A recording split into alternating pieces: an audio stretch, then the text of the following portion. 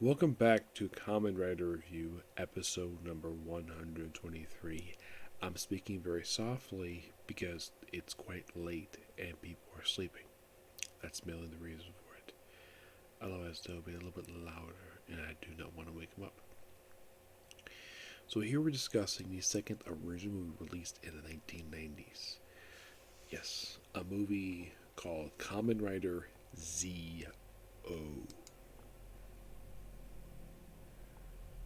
Yeah.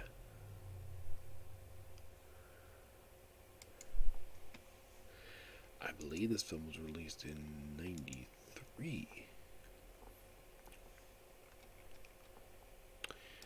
Let me double check that just to be sure. April 17th, 1993. So that means when this movie came out, I was. I probably just celebrated my 5th birthday when this movie came out. Yep. So here's your Rider suit. I gotta say, unlike the last one, which didn't feel like traditional Kamen Rider, this did. It felt as though my guess is presumably maybe some people didn't like Shin Kamen Rider very much. I mean, they probably liked the story. It just they didn't feel like Kamen Rider. For one thing, that movie didn't mention once the name Kamen Rider. This one, it did. Though mostly just said Rider, never said Kamen Rider at all. As a matter of fact, the letters ZO are never mentioned in the movie. As a matter of fact, this is quite interesting about this guy, the writer of this movie. We know nothing of his backstory, aside from how he became a writer. The movie starts with him in the mountains, revealed later, where he's butt naked, covered in roots, where he's waking via telepathy. Oh, before I continue, this movie is 48 minutes, which makes it a heck of a lot shorter than the last movie I watched. Yeah, that was probably a complaint people had about the last movie, is that it was too long. Where it felt like basically could have been like a 2-hour movie pilot. This definitely a complete story. And here's a little fun fact about this movie. Did you know that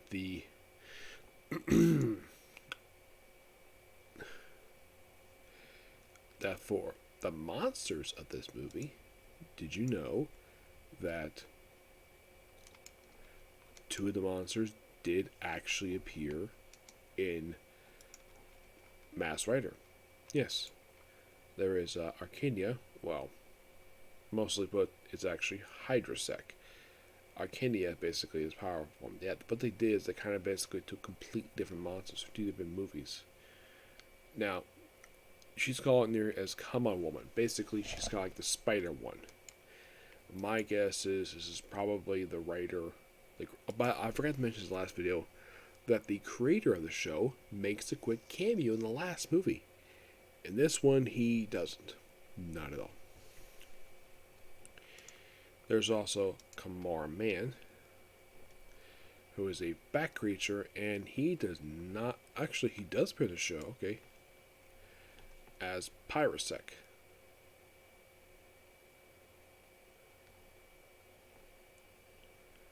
Yeah. Probably one of the early episodes. They referred to the villains movie as New Life Form. Kind of. Yes. They're called Nanoids.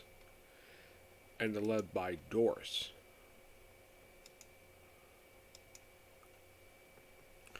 who is this liquid creature who's also got a powered up form. Which I do remember seeing this one in Mass Rider. As a matter of fact, I believe saw this like in the first episode of the series. They actually feature this as Destructive Spear.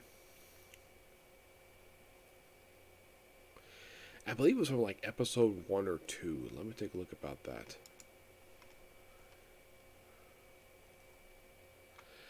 I believe it was the second monster featured in this series. Yes, I think in episode number 2, I think so.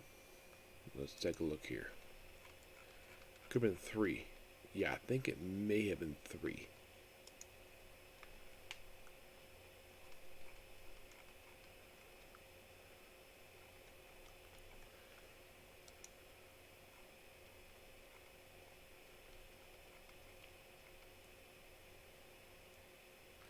Yeah, it was actually the opening episode of the series. Mm-hmm. Yep, that's pretty much exactly what they did with the character.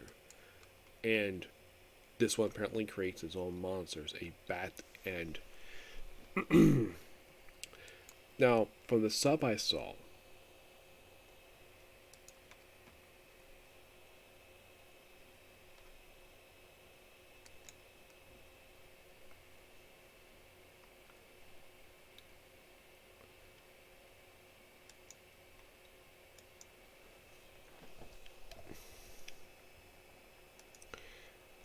that they refer to as new life form.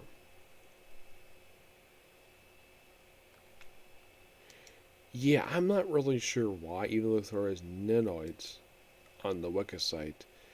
In the movie, the sub I saw, they refer to as new life.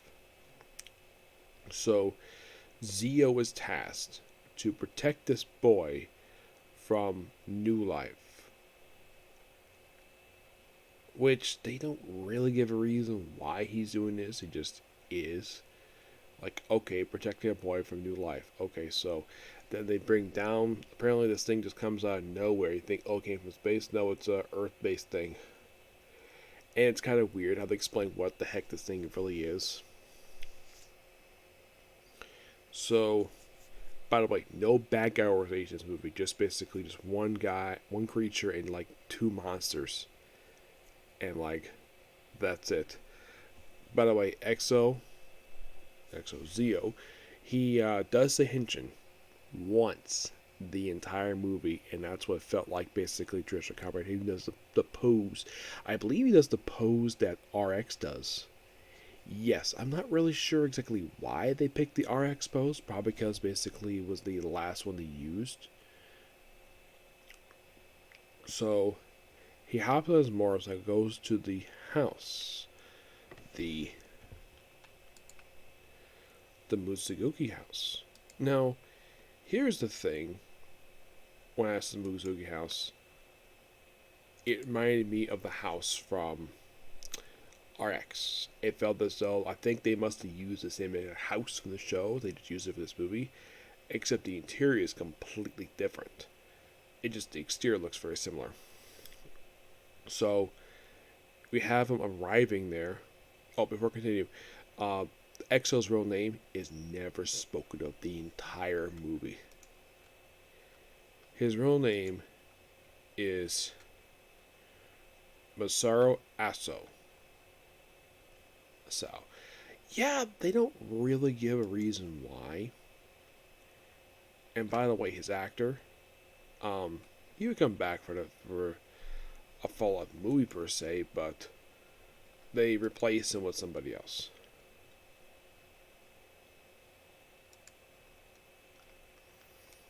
Yeah. As a matter of fact, after this movie, his next appearance is in Kamen Rider World, which I'm looking forward to watching that one. Though I have read apparently his appearance harkens back to Kamen Rider number 1. Which, looking at his face, yeah, it kind of does. And I do appreciate the suit. I love the suit for this movie. I'd say it's better than the one they had for Shin. Nothing against the Shin one. Like, it's a good design. It just doesn't feel like Kamen Rider. This one does. Though, despite the fact the plot is kind of what we expect from Kamen Rider, there is no grunts. It's just basically one leader and two monsters, a bat and spider monster. Which I'm like, yeah, this feels like old school Kamen Rider. So we also see his motorcycle he has here, which the thing is, like in the case of, well, this is something they also borrowed from, and this is quite interesting. This is something they also borrow from RX.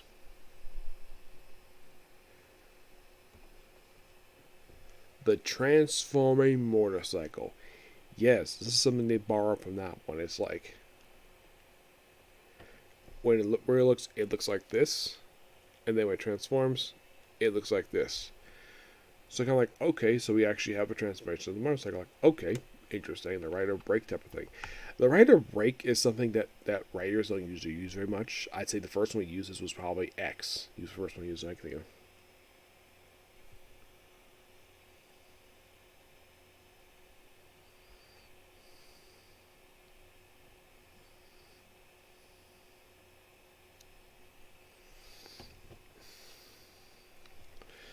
Yeah, so basically he follows the kid, discovers his grandpa's there, and of course the monsters try chasing him.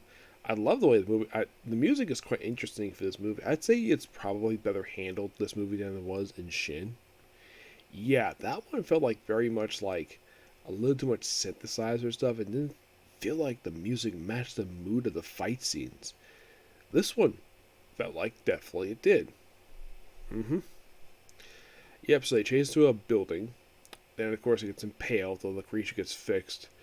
So then he's like, okay, so I have insufficient power, so create a spider and a bat. Which are now the bat creature. When I saw the costume for this thing, I'm like, wait, that looks like the vampire creature from Magi Ranger, aka Mystic Force. Like, they probably use very similar design. Maybe the same company, so why not? And I remember correctly, I think that it seems as though like this is one of those things where this is kind of weird with Mass Rider where they use monsters, a lot of it from RX, from Mass Rider, but they also use it from this movie, and like this movie they use all the monsters, all three of them for the show, and they use the monsters in the next movie as well. But the previous movie, nope, they never do. I don't know why. It's kind of weird. So the kid basically thinks he's like a monster because he looks different. Though the grandfather does a little research, apparently looks around like, oh, he finds basically the research, which of course the guy does explain what the heck is going on. How did they get the way he is and how did they get in the mountains? Apparently 2 years prior to this movie, which presumably probably 1991, if the movie is set in 93, it's probably 91. So the doctor decided to augment him with a grasshopper. Now, the reason for this, not exactly explained. He just decided to do it. Transform into the Kamen Rider. He runs away, and then he hides in the mountains a couple years. This feels like a lot, not from Kamen Rider per se, like running from a lab and hiding on mountains for a while. This seems like it's drawn from Wolverine. Yes.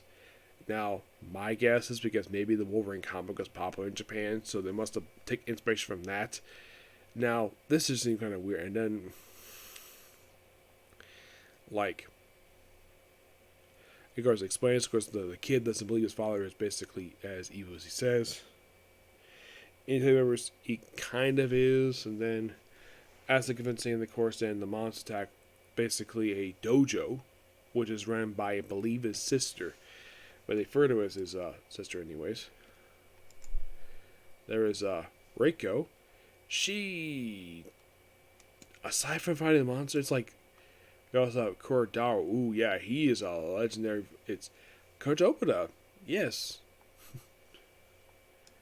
Which I thought was so cool, the fact he was featured here. Oh, yeah, and this actually was, I believe, his last time he appeared in Kamen Rider. Yes, I think this was, because he appeared in, of course, episode 34, obviously. He was apparently the suit actor for the original Kamen Rider series. Interesting.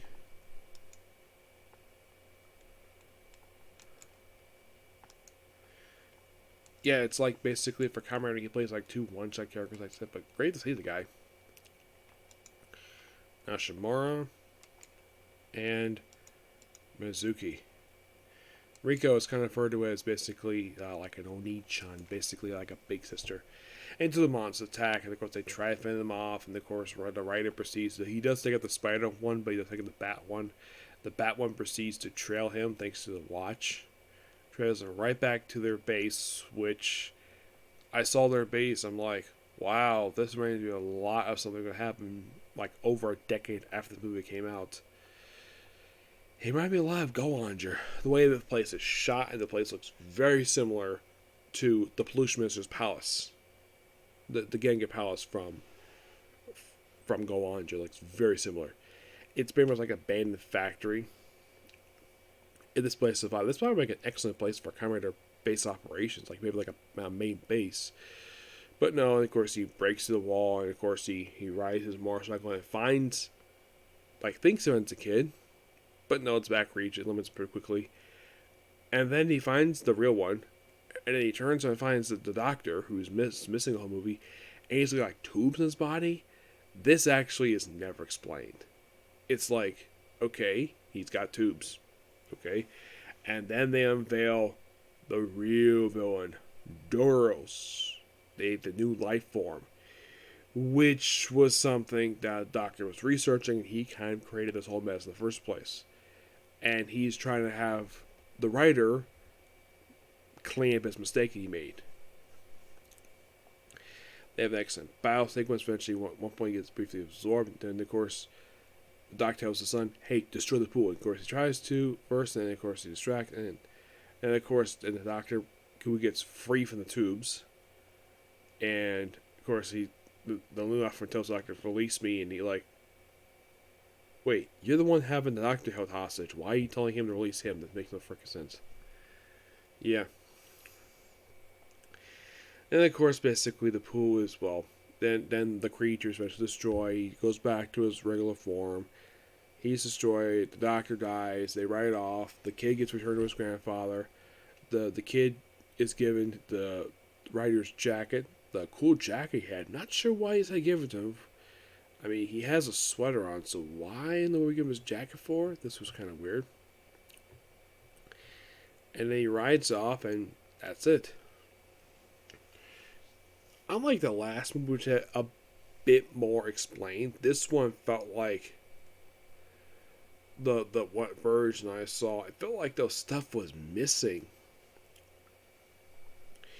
Now, what do I mean by that? Well, okay, here are the biggest problems I had in the movie. Number one, the villain's motivation.